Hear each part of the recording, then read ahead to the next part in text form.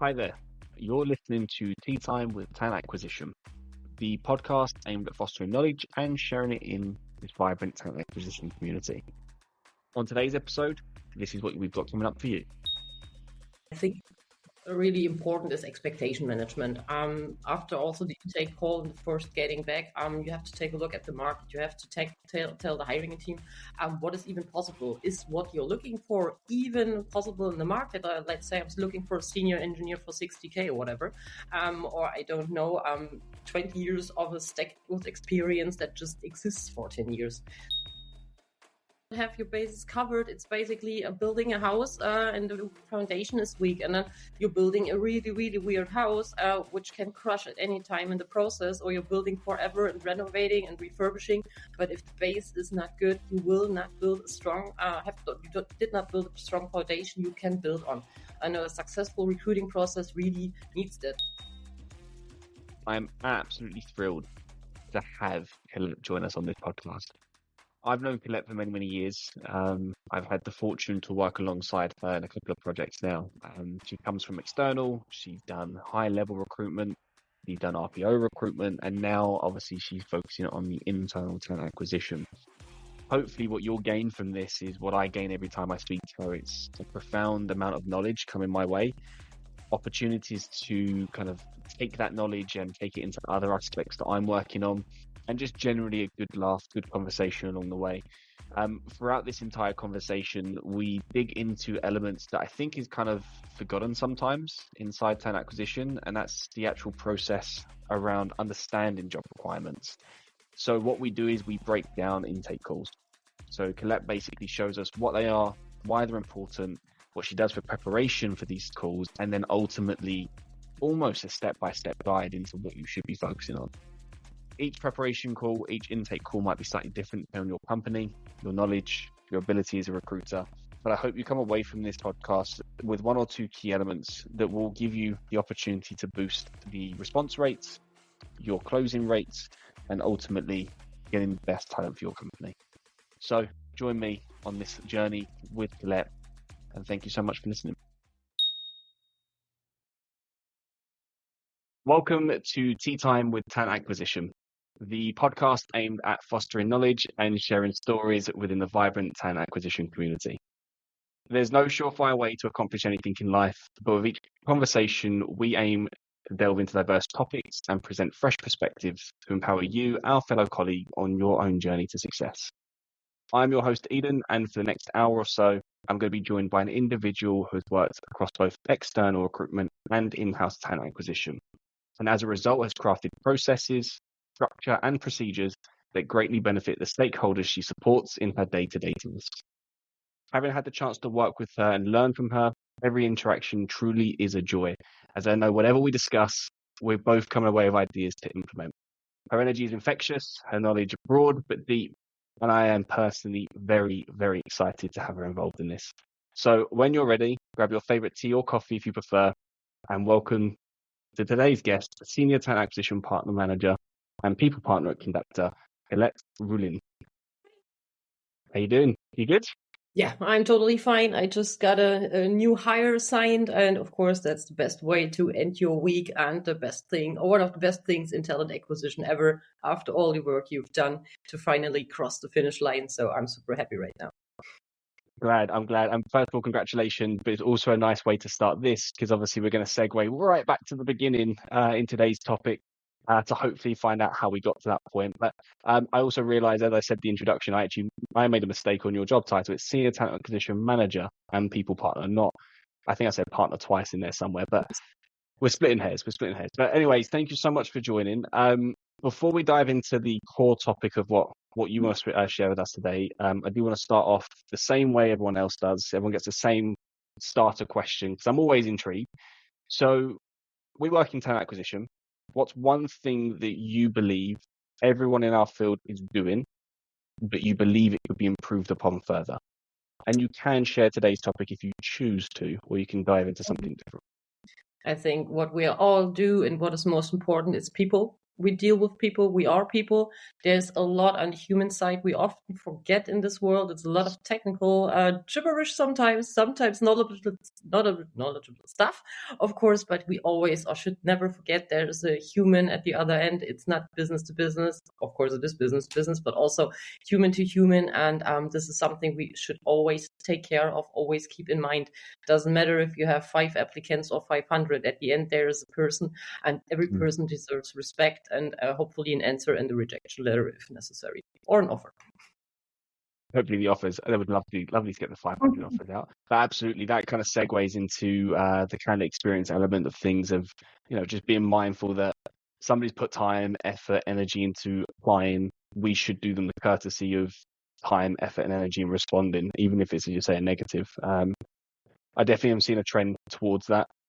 And actually, a conversation I had in yesterday's recording, which depend on the order of when these come out, it might come out beforehand or not. Now I'm not sure. I need to check the calendar. But it's around obviously having the hopefully the movement towards a better candidate experience because of what we're experiencing in the current market today, and actually making a sizable shift. But I wholeheartedly agree. So the topic that we actually are going to cover though is around intake meetings and job qualifications. So obviously coming from the external recruitment side of things and now obviously the in-house side, you've obviously been experiencing both. So when I say the phrase intake meeting, what does it actually mean? First of all, let's just kind of create that element of core understanding for everybody. Yeah, I think one of the important things is that recruiters often just get a job description, no discussion, no topics around it, and just go out, search, find people, do source. You don't know the specifics, you don't know the details. Sometimes it's misleading information you get because it was kind of written in a hasty mood and stuff like that, and you look for front end stack, back end stack, and everything coming together, and he's a master of none and jack of all trades in any way. And it's super important to really have a clear and precise picture for you as a recruiter. Also that the line manager, hiring manager has a clear and precise picture, and also the team.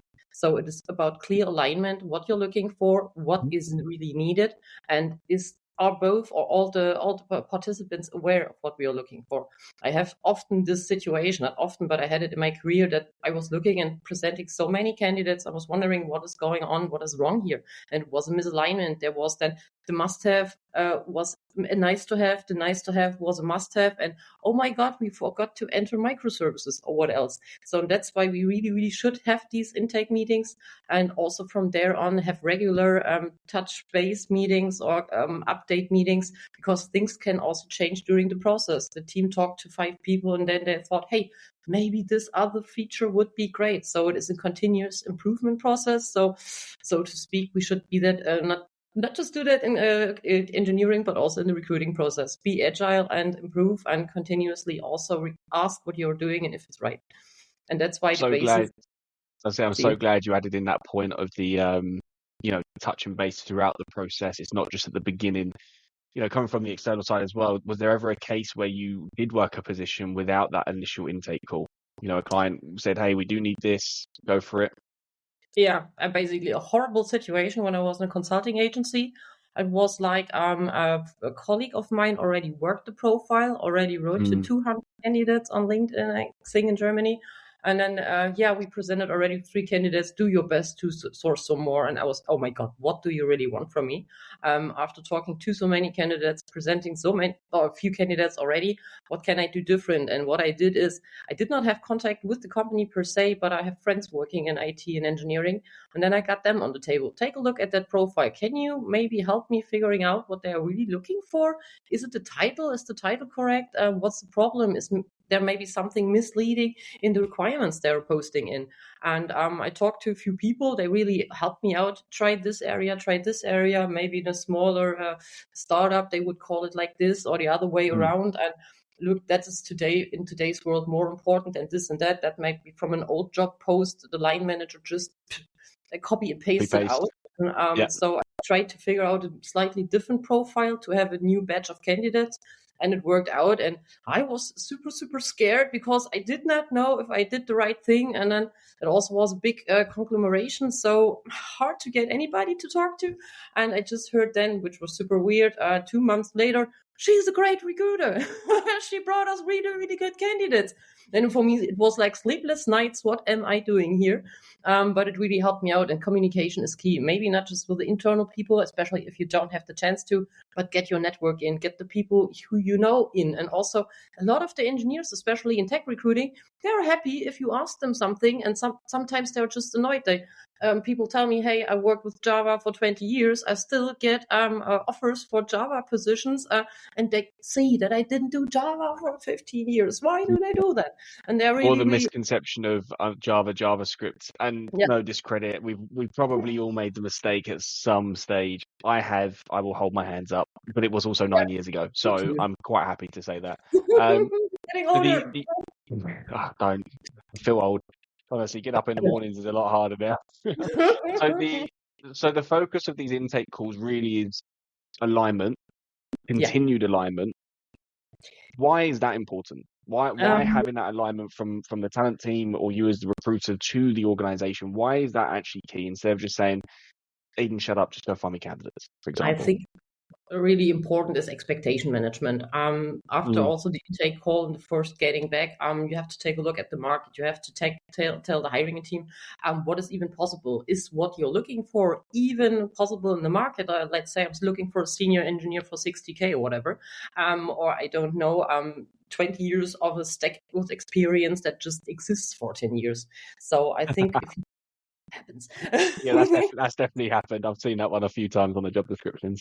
Yeah, and this is also, if you don't have your bases covered, it's basically building a house and the foundation is weak, and then you're building a really, really weird house which can crush at any time in the process, or you're building forever and renovating and refurbishing.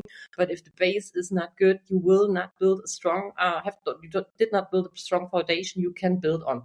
And a successful recruiting process really needs that. Of course, you can find a needle in a haystack, even with a bad intake meeting, bad breathing, you can find somebody, but you might take, 500 weeks more. When I see in the job markets, we have positions open for a year, then I always ask myself, are you kidding me? Do you really want to fill this? An issue. This is impossible. If you hire for 500 times the same role, maybe. But in general, especially when smaller companies have an opening for a year or so, I'm always wondering what's going on with them or what's the issue there. I see that more so now. I see, and it's actually a feature that LinkedIn has put on where you can actually see who's reposted their jobs, which is a really good tell for any job seeker as to is there a potential issue. And you see, like, for example, a company's reposted a front-end position. You're thinking, unless you're hiring more than one, which is definitely fine, but it doesn't look like you are based on the size of the company you are. So there's an issue along the way, and why is that? I think it's a bit tricky to just take it, the position was reposted. So as I said in the beginning, I always try to update myself, have regular update meetings with especially the hiring manager, sometimes also with people out of the team. And then we change something, small things in the job post. For example, the must-have, the nice-to-haves change a bit. Or we take out a requirement, as we saw, this is usually not in the position. For example, AI, everybody is screaming about AI, and then we change the must-have AI feature, ML, NLP, whatever, to, okay, nice to have or be interested in. And that maybe sets the boundaries a bit better for other candidates. And a repost doesn't mean per se that's bad, and they already have 100 candidates, especially when applicants are actively applying. Just do your thing, try your best. I always tell the applicants and also the line managers, it's a numbers game. It's like dating. You don't go home with the first person you meet on a dating app as well. So as an applicant, you have to do it. As a line manager, as a hiring team, you have to do it. It would be nice to find the needle in a haystack on the first trial, but usually it's not the case. I think in 10 years of recruitment, I think I've done hole in one, as I call it, twice, where I've got the requirement, I've sent one CV, and that was it twice. It doesn't happen often, but it's a great feeling when the hole in one happens. Also, you're probably like the 9th person since I've been starting to do this podcast that refers to recruitment as dating, which is I feel like there's a common analogy inside the internal side of things now that maybe I've just been missing. But you hit the nail on the head. You got to kiss a few frogs to find the prince. as it were. But the whole element of the intake call, I think it's one thing that I think there's a lot of people will sit there and go, yeah, obviously, we have to take the intake call. But that's just the beginning of how you kind of do it and your focus towards it is obviously where we're interested in kind of understanding, because you live by this, right? We don't do roles really without it now. But it starts with the preparation aspect, right? So you've got to break it down, the pre-work from your side and then during the intake call. So walk me through the preparation from your perspective. One of your hiring managers or stakeholders has said, look, we've got these couple of roles coming up. What are you focusing on and why ahead of that conversation? Yeah, I think it's a bit easier when you're in a corporation or in a company, and the longer you're in, the easier it is, because you know the people, you know the faces, you know who is and what they are actually looking for. As a consultant or external, it's much harder. But nevertheless, you can, and this is what I really tell everybody, take a look at the company itself. What is the company's image? What is their cultural vibe? This is one point. Then also, how is the org chart? Who is the people they will be working with? What is the reporting line? What is also a mindset the people should have? Is it a person that is maybe more for a waterfall principle? They just follow instructions, or are they looking for this hands-on personality? And also in the surrounding they are in. Is it a small team? Is it a big team? Is it an individual contributor? So all these questions I try to figure out from the job description I have. Usually this is what you get first, and sometimes a 5-page long paper. And of course, I go in there, I analyze that, I take factual aspects, I take in if there's something redundant, can I put it out? And I always advise, don't just post job descriptions a line manager is giving you as a recruiter. Make your own job ad, make it hot, make it sexy, make it sound good. Also use verbiage that is inclusive. Don't put people off by bad and negative things, and think about what you're writing and what the candidate sees. Maybe ask your friends about it. Does that sound good?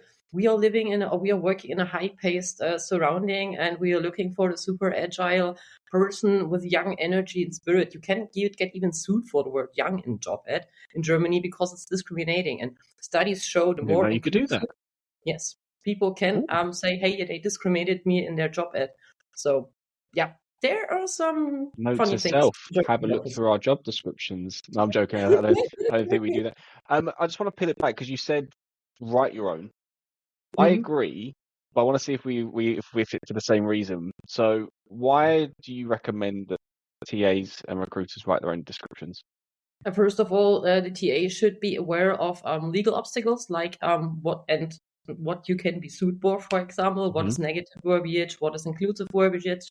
Studies show that women are repelled by some negative words, whilst men, they don't really care. But this is, for example, widening up your base. And basically, why I think you should do it, you really get to know the job ad, and you really get the questions you might not even had before. When you have to structure the own job ad, when you also have to talk about with the line manager, is it the right hierarchy? The points are mentioned in. Is it really, why do we do at the first point, working together with other teams across the department? Is that really the most necessary bullet point for this position, or is it maybe something everybody has to do in some way? So this really gives you a much better understanding and much more clearance than just a paper that is written from somebody else, and you check out, okay, I need this keyword, I need this keyword, I need this keyword. And also it gives you more understanding, because usually if you get a new position, especially if it's a new department, you try to Google it and not just look up for a keyword. So what is IFRS? Do I need to know it? Oh no, but I need to understand what it entails, and maybe also what the difference it is, or to have something else, for example, in German, HGB or something like that. And yeah, basically the understanding is the most important part. And also it feels good to have your own touch on it, because then it's your own and you feel more inclined to this position from a recruiting perspective. So connected. By the way, it is a very, very similar reason. So obviously, say I was to work a position for you in your team, yes, great, you can send it across to me, but I want to understand the role myself, and the best way to do it is write it myself. And you're absolutely right. I'll learn where I don't know something. That's a question I need to ask you. I'm going to also learn how I'm going to potentially sell the opportunity to an organizer, to a prospective. So how we kind of teach our side is your job description, if it's really well written, you can take the introduction as the message to the candidate, in theory, as like your your phishing message. How would you say it? Your initial message. Phishing message. I've never used that phrase before. Probably never going to use it again. It's That sounds sales. awful. Yeah, but Yeah, I've never used it. I don't know why I've just gone to phishing.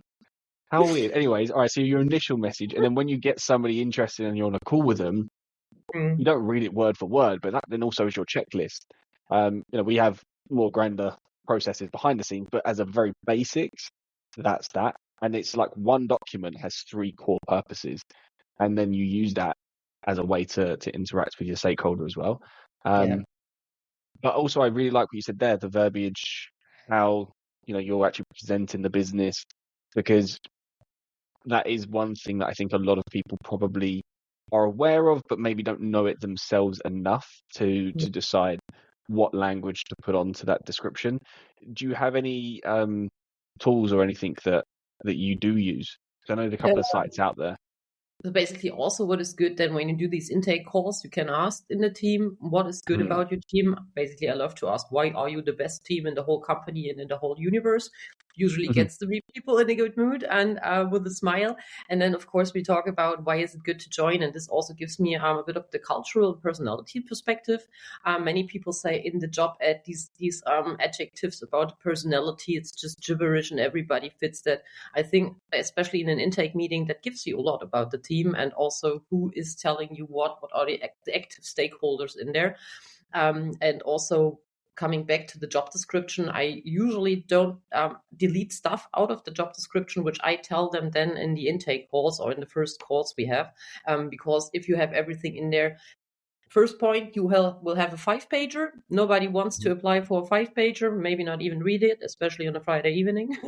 And also it opens up a communication, which is really important for interviewing. I don't like to have interviews which are just scripted. What is your notice period, salary, blah, blah, blah, blah. But to have an open conversation to really get a feel of the candidate as well, and also see then from my perspective, could that be a fit? Even if I don't see a fit, I will move the candidate forward if the candidate is technically good. But I always would advise then to the team and the hiring manager, hey, please take a close look. Does he show you that behavior as well? Take a close look if that is a really good team fit on that side. And always hire for motivation and not just for skill, because motivated people will train that skill. Unmotivated, skilled people rather quit. Yeah. 100%.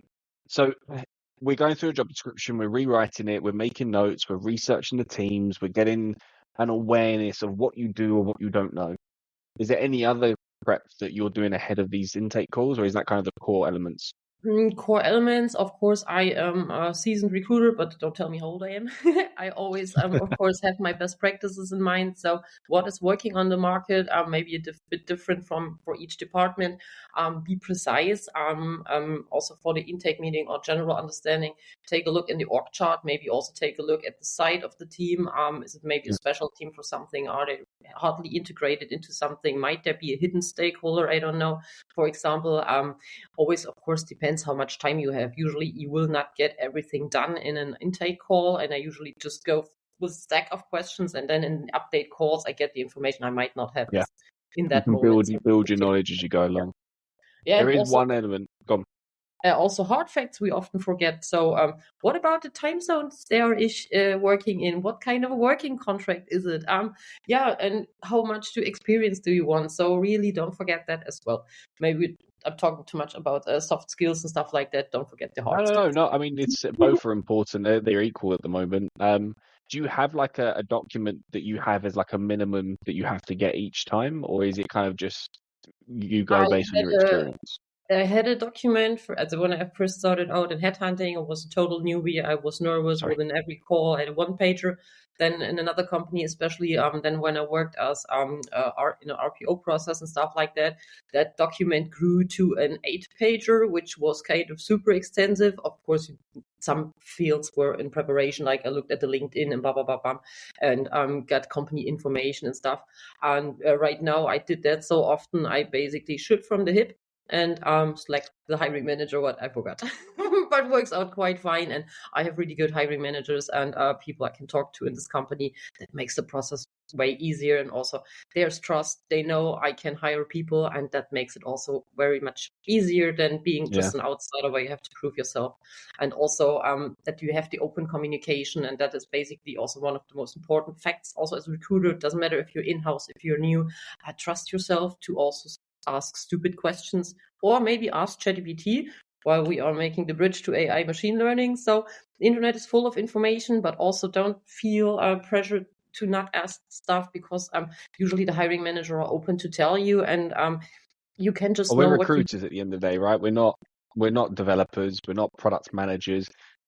I always say, and although I've done this for 10 years, I feel pretty competent in most areas on the technology side. I can hold conversations, but I always ask them, look, I'm going to ask stupid questions here.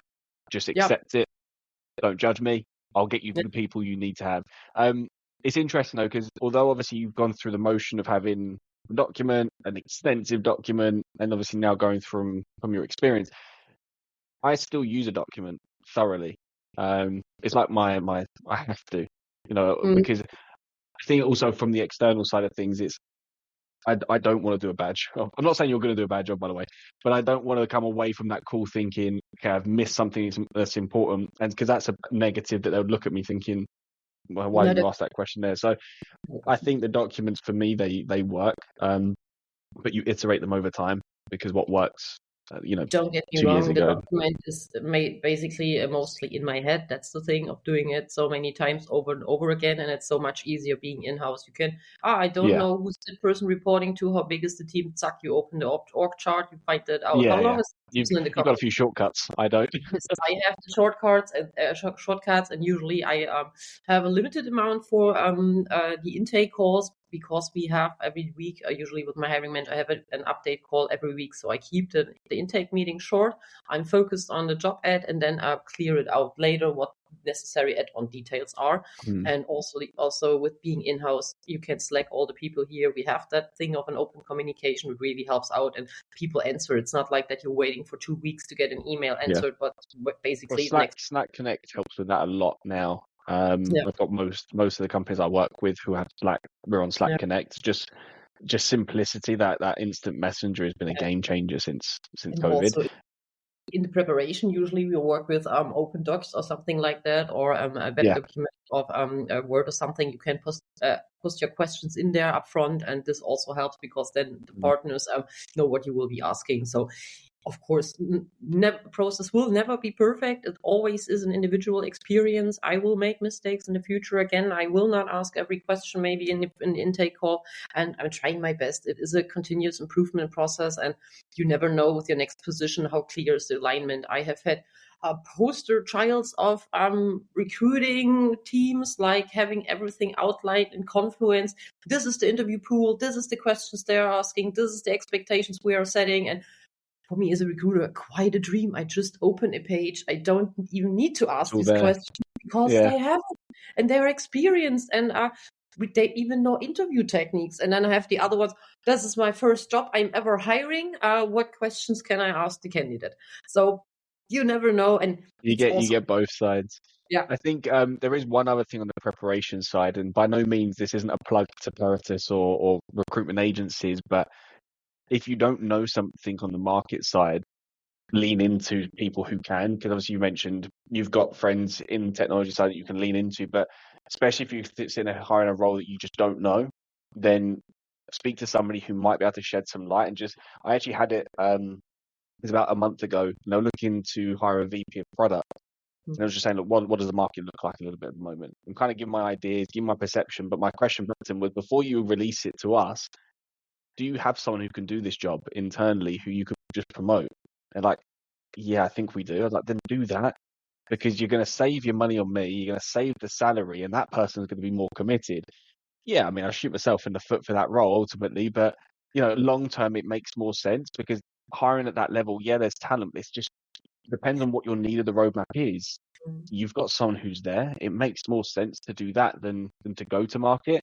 And I think it's just having that element of, okay, do we need that role? Do we really need that role? And if you do, great, prepare, go through the motions. And if you don't, that's when you identify in that preparation side before it's released anywhere, before it's advertised. The preparation would give you a lot of clarity of, do we actually need to have this person? Maybe you should change a bit to management consulting if you're shooting yourself in the foot more often.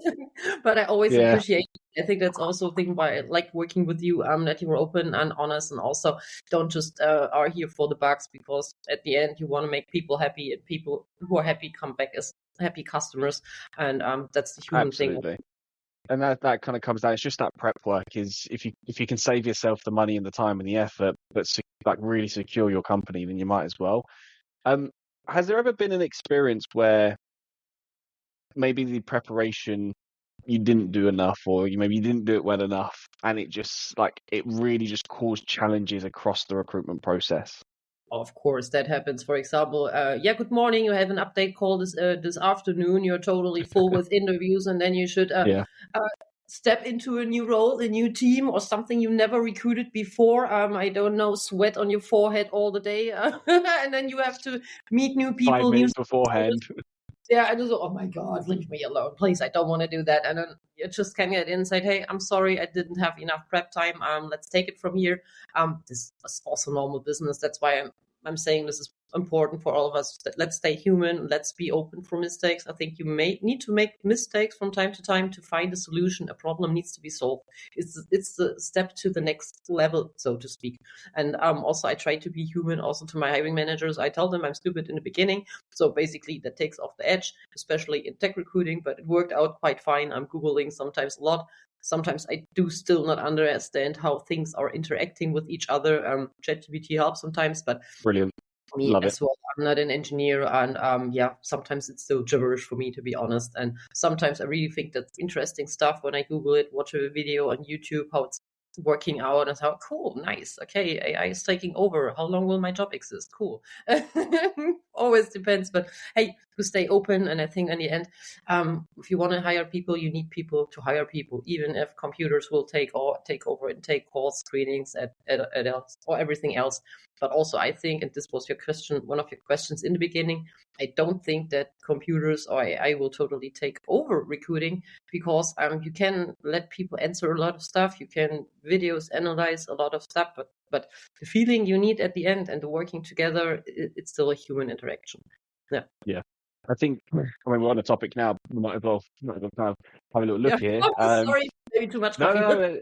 No, it's fine. I think I agree, by the way. I think the tools that are coming through with AI, and I was actually speaking to a guy called Jamie, who works for Love Honey, this afternoon, actually, well, this morning, and was talking about AI, and he had a roundtable at a conference in Berlin recently. Was talking about, there's a lot of trepidation around, do we use it? Do we not use it? He uses it for everything, by the way. Like, he automates so much; it saves so much time for him and his team.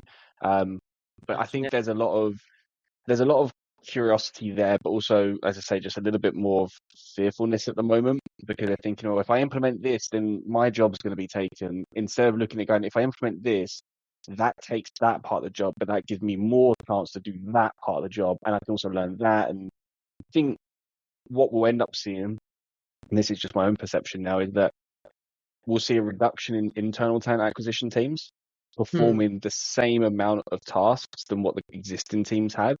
And then you'll have the externals coming in for very specialist projects only. And I don't believe we're going to go back to the world of external recruiters filling front-end positions, filling Java positions en masse. The odd one here and there, en masse. I think that a lot of that will be managed through automation on those types of roles. Yeah, I think so too. A lot of stuff we do is pretty redundant. I think I could train something, computer, whatever, system to do that for me. And for example, especially the first round of rejections you do, usually then you have a profile. This is the ones you interview, but a lot of them are going out in the beginning, and you sometimes wish you had a monkey for doing that. I don't want to discriminate any candidate, but if the job profile clearly states we're looking for somebody in the UK, we're looking for somebody in Germany, you cannot interview people from I don't know which country. So this is basically, for example, a hard fake I have to reject people for, and I'm sorry that I have to do it, but if it's a hard requirement, it's a hard requirement. And this would be amazing to have a system who say, hey, I did that for you, please double check. But and I'm sorry for the people maybe another way around. But for these things, I think it would be great to have AI or a system doing it. Yeah. We'll get there. Back to the process of intake calls, though. So we know what it is. We know why it's important. We know the preparation we need to do ahead of time, but the bulk of it is the actual conversation, right? So from your experience, and you haven't got to give all your tricks away, because I appreciate, we still got to keep some of them locked away. But what are the essential steps that somebody should be following as an individual contributor? So they've got their stakeholder, they're in a call, they're in a meeting. What should they be doing and why? In general, I would start, so get the hard facts cleared out. Of course, a type of contract, budget, level of experience. I usually start with the requirements, really go down there, and then from the requirements, I go into the job description, because sometimes it's weird that there's a requirement in there, you don't find it in the task of the job. So why do we have it in the requirement, for example? I would always advise, as far as possible, ask open questions, get as much out as you need. Even if I might not get in anymore with my one pager, I still write down a lot of notes. Hopefully can write that the day later, never know. And how much the hiring manager has to tell me. Also one of my favorite questions is then, after going through the hard facts, soft facts, also description, if I have time, what is an ABC candidate for you? What do you consider the 150% that might not even exist? What would be a candidate that is good for you, but is just going up to the 80%? Then you always go back into the must-have, nice-haves, because, hey, this was a must-have before, maybe a nice-to-have. Why it is still in the 100% or not? And then also, what is a C candidate? If we are desperate enough, we would go there. We can keep this profile maybe on hold, or if we change the profile down to something, because we cannot find what we are looking for on the budget giving. And that's also the back and forth you're playing as a recruiter, right? So you get a budget, you should find somebody, then you maybe not find that person for that budget. Then you either scale down the requirements or you get more budget. So let's say it's a bit harder than the requirements to adjust sometimes, and sometimes it's the other way around. What's ABC candidates? Sorry, just to explain categorizing, you can also put in a candidate, A-level candidate. That's the top number one. He fits 150% of the requirements, up to 100, let's say like that. Then the B candidate could be working out with a bit of training. Let's say 80% of the requirements are a fit. Then you have the C candidate, which goes down, let's say 60, 70. If we found if we found nobody else, if we had to scale down the requirements, and then the D, E, F candidates coming in, basically just a scaling system. Yeah. Nice. Or measuring. And I really like the fact. Go on. Want to add, I always like to end the discussion, because usually heads are burning at the moment. Then after 30 minutes, an hour or whatever, I try to, or like to finalize the round with asking the people, what's your dream candidate? So, and then sometimes things come up. That's a really nice question, which really opens also up to another other discussion, or even a fun part to close the meeting. And also it gives you a good idea. By the way, besides the candidate, also, of course, good questions are, which industries do we find these people in? Is there a company target list? Does it even matter to target certain companies to look at this candidate for? Can we even compete with Google? We shouldn't talk to Google people, stuff like that. Yeah. Do you talk about, no, I'm not going to assume. Do you talk about the projects that they're working on in the next 6 months, the next 12? So that's covered as well. Yeah, this is something, of course, what you want, or what the candidate expect to. But usually, when I talk to the candidates, I leave this topic open for discussion with the line manager, because there's a lot of details usually, and this is something I would not love the hiring manager or the team talk to the candidate. But of course, I try to get in some effects of that. Also, and again, an advantage of being in-house, you know the challenges and usually the upcoming projects a bit more than being an external. So a bit of I'd say there's some. I've actually just loaded up our document that we use. There's going to be some things on there that simply you probably wouldn't have, not necessarily, maybe. So we talk about sources. So what sources have you used to gain applicants in the past for these types of positions? Which I guess if you're coming into a new team, you could talk about. Do you have agencies? Do you have certain platforms that you could go to? Obviously, the why are we hiring somebody? That's the big element, which comes back to, do we need this person? We talk about roles, responsibilities on more of a, the core skills, what I think absolutely mandatory, must have, don't want to see anyone else. And that's really the be all and end all. But team size, you're going to have that sort of stuff when you're internal anyways. The home office, flexible work hours. I'm trying to think if there's any questions here that maybe there is one. Where is it? So there's two questions that I ask every hiring manager. Why do you work in the company?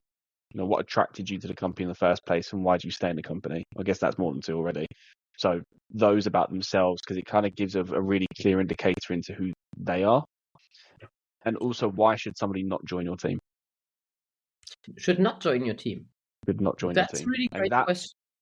That one, you learn so much for it, because then that way, when you're going back to the Google element, it's like, actually, you know what, thinking about it, we're quite rigid in our approach, or we're our processes are quite long. So then, for example, if someone's burning, has that passion of like fast pace, then it's not right for them. And doesn't matter how much you want to try, they're not going to be happy, and they're going to start and then very quickly realize this isn't for me. But those two questions open up a lot. So trying to work out what are the actual problems inside your team. And it's also quite interesting because maybe they're a bit more open to me with those sorts of questions, because if I was to say to somebody else in the company, actually it kind of looks like you're bad mouthing the company, but you're not, you're just being honest. Whereas with me, they're like, okay, this is, but I say they're the two maybe that we ask that are quite good. Yeah, I really like your questions. Maybe I will try them out again in the future, but I think I'm a lot of the hiring managers I right now in my company currently over 2 years, and even after the merger situation, I now have a good feeling for them, or at least for most of them. And we like the craziness, we like the work here, we like the happy people, and this gives me basically a good understanding. Also, when I meet them up front or in the update calls, these things come up naturally. So this is being in-house. The advantage is also, to be honest, I chose to be in-house rather than doing consultancy or being in a headhunting agency, because I really, really like to have these being in touch with people, being updated, see the happy faces when you hire people, and a few months later, the team is happy, the people are happy. So most likely nobody quit, hopefully. And this is the thing why I'm in the company, and having a great time together and doing good work. Yeah, I think you say there's a lot of things that I would need to ask because I'm not there. And the more I work with an organization, the easier that sort of stuff is. But like those two questions, it really opens somebody up, because it kind of, you're not expecting it, and it disarms you a little bit, and in a positive way, because it's always for the betterment of, okay, now I know the type of person absolutely isn't going to fit in your team. Yep. So we know that just by asking one or two questions. When do you need to deviate from the standardized process? So, your usual intake call, when are you prompted to make changes to it, and why would that happen? Yeah, basically, there's a huge difference if you're recruiting for first time for a department, or also if you already have built a lot of trust in there. Also, if you know how the communication is working in every there, of course, you need to prove in the first instance. With the numbers you can give, I interviewed 10, 20 people, whatever.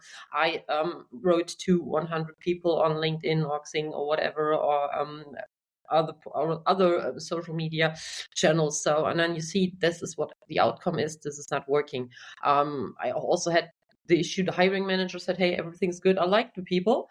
Then we had a good scale, a good funnel, and then everybody crushed at the end of the technical rounds. And we said, "Hey, what is the issue here?" And then there was just, I don't know if it was misunderstanding, misalignment. We really did a regroup. We talked to the whole team, and a nice to have was a must have, and a whole bullet point was missing. So I think there's not the certain amount of time that you can say, because you are, of course, dependent as a recruiter. Sometimes you have fast teams who are available easily. Then you have Christmas vacations. Then you have the summer hole. Everybody is not interested in recruiting, and it's hard to put a time on. I would rather suggest put the numbers on, let's say, and also openly with the line manager. Hey, I talked to 10 people to you. Why don't you interview them? Why don't they end in the technical round?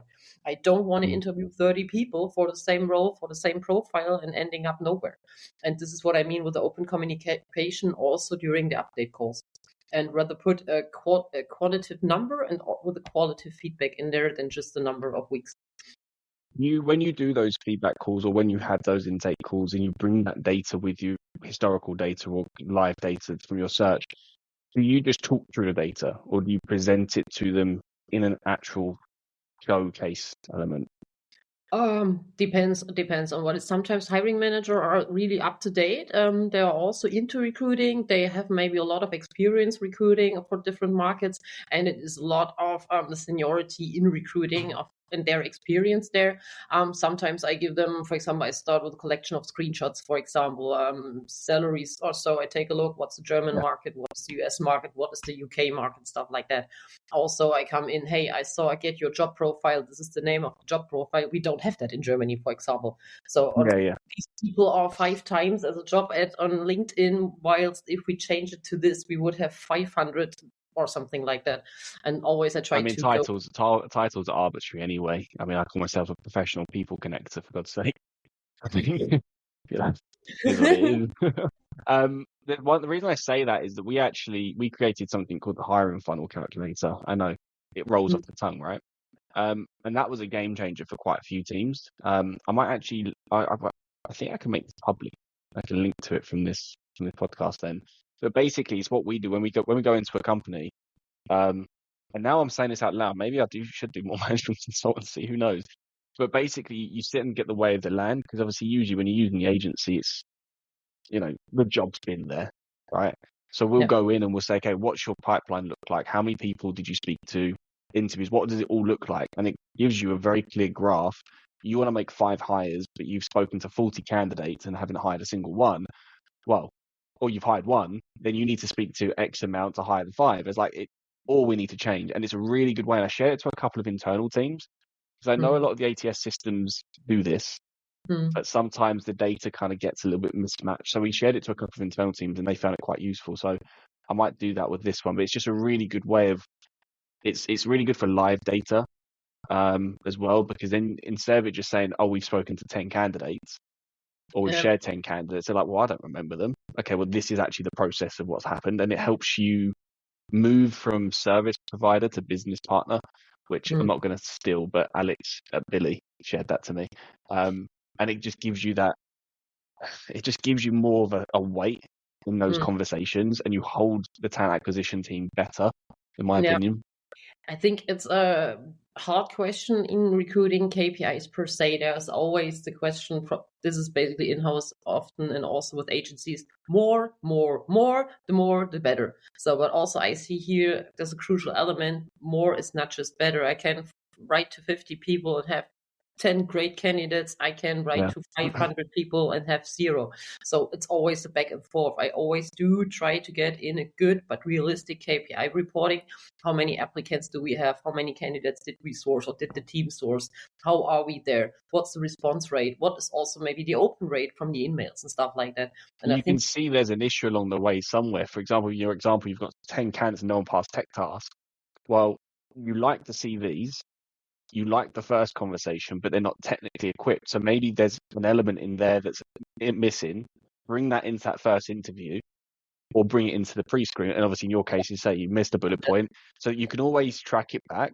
Even if you're not setting yourselves on the KPIs, you can always look back at the data and go, okay, where has this gone wrong and why? How do we rectify that? Being weird for a minute. I had a That's now the second cut that's made it onto the podcast. I have another one. Come here now. Basically, that's also a thing we as recruiters, or also from an agency perspective, we need to be aware of bullshit data. I also got new management or in interview calls and stuff like that. How many candidates need you to write to fill a position? So then what position are you? Who knows? I mean, also, it doesn't matter. It's like, what's the time of year? What's the message? Who's messaging? Because depending on who you are as an individual, your title holds weight. I mean, various factors of you as an individual will make a certain group of people respond better. It's just the way it is. So there's so many factors in, but they're easy things to look at. Time to hire, cost to hire, response rate. They're easy data points to say you're not doing enough or you could be doing better. When actually there's so many factors that come into recruitment. Yeah, I'm happy to have management usually that is also on the qualitative side and not just on the Yeah. quantitative side. It must be a good mixture. Of course, if there are 5 applicants and for 2 weeks there are just 5 applicants, there's something wrong. But if you Mm. also write to 500 people and you have no outcome, there's also something wrong. You always need to discuss. And that's why also my opening statement was, I think, open communication and regular updates. And this is the important part. Also interpret the data. What you said, yeah, we have 10 people coming to the tech screen and nobody passes that. I had that in another position, by the way, really. And we figured out, hey, we will do a little bit of a coding task in line manager interview, just a short snippet of code, and then boom, the rate changed. We liked more people changed. The first tech round ended up in the second one, and then finally we made a hire. Yeah. Yeah, I say it's that iteration process, and I think it always boils down to the talent acquisition individual, recruiter or manager or whatever, being in control of what they are in control of, right? And the intake call 100% shouldn't be driven by the manager. It should be driven by you asking that stakeholder, for me to work this is what I need to learn. This is what I need to know. And it's you having that ownership of it. It always stems back to, I mean, when a process goes wrong, and I'm now going to plug my former trainer, Alan Clark. He's a very good recruitment trainer, by the way. If anyone wants to listen to him, I'll tag him into this now. If a recruitment process falls, there's two reasons. You didn't qualify the candidate correctly, we didn't follow the client correctly. Now, obviously, there are other elements that happen throughout the process, but in theory, those are the two things that happened, right? I also kind of want to give the statement there. It is not always the recruiter's fault. You can argue a lot. There are also, let's say, 1% of idiot hiring managers.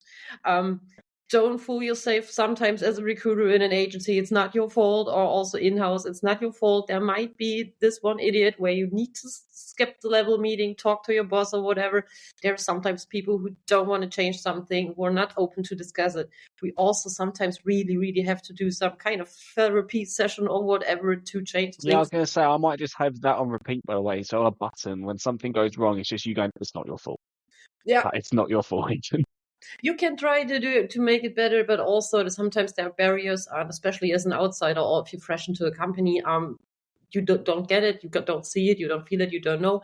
Maybe the hiring manager was just fired and the company still wants them to do recruiting.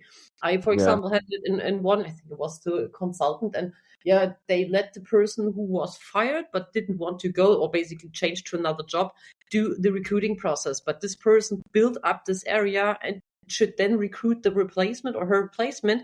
No. But you saw in the interview process, this was such a negative person, and the candidates dropped out freely because they said, "Oh my God, I don't want to work here."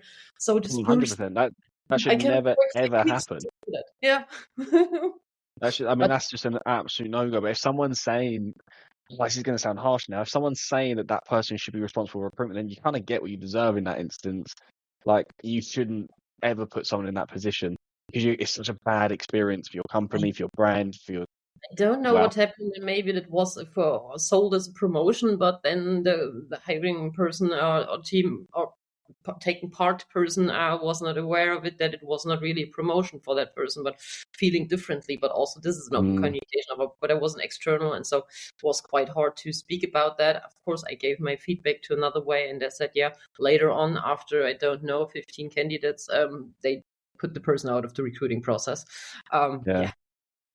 And there you go.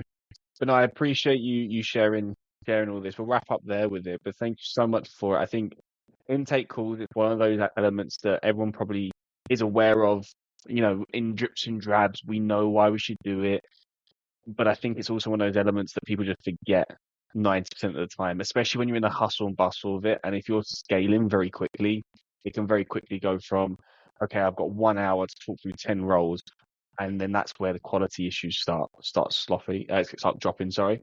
So I really appreciate you sharing your insights, your key learns on this, and hopefully, it prompts people to kind of take action on it. Yeah, maybe good to add is even if you just have 20 minutes, take what you get and maybe then take it from there. Don't let the line manager say you have the profile, just go forward. And also don't take the statement as something solid, and also the job description as something solid. Let's stay fluid, and also do your best. I like that. Stay fluid. But thank you so much for taking the time. Good. Appreciate Then it. stay healthy and fluid. Was my pleasure.